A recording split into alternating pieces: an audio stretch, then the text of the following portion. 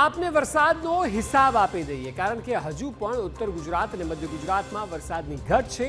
ત્યારે ક્યાં કેટલો વરસાદ પડ્યો છે તેના પર નજર કરીએ તો આપને અહીં દેખાશે ગ્રાફમાં. આપ જુઓ, સરેરાશ રાજ્યમાં 73% સિઝનનો વરસાદ વરસી ચૂક્યો છે. હજુ પણ વરસાદને 2 મહિના જેટલો સમય બાકી છે.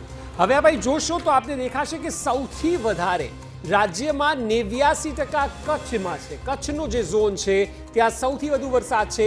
બીજા નંબરે દક્ષિણ ગુજરાત આપને દેખાશે, પરંતુ કચ્છની સાથે પહેલા સૌરાષ્ટ્રની વાત કરી લઈએ. કચ્છમાં 89%, સૌરાષ્ટ્રમાં 81% જેટલો વરસાદ વરસ્યો છે.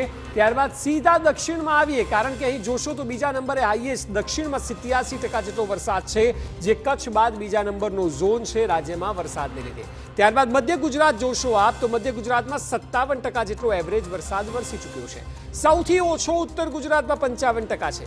55 અને 57 આ ઓછા હોવાને કારણે એવરેજ 76% આવ્યા છે. બાકી જો આ 70 ઉપર હોત તો ટકાવારી ક્યાંય વધી ગઈ હોત, કારણ કે બાકીના 3 ઝોનમાં તો 85%ની આસપાસની એવરેજ બેસે છે, જેમાં 87%, 89% અને 81% છે. પરંતુ ઉત્તર અને મધ્ય ગુજરાતમાં 2 જગ્યાએ 55 અને 57% હોવાને કારણે સરેરાશ સિઝનનો અત્યાર સુધી 73% જેટલો વરસાદ વરસી ચૂક્યો છે.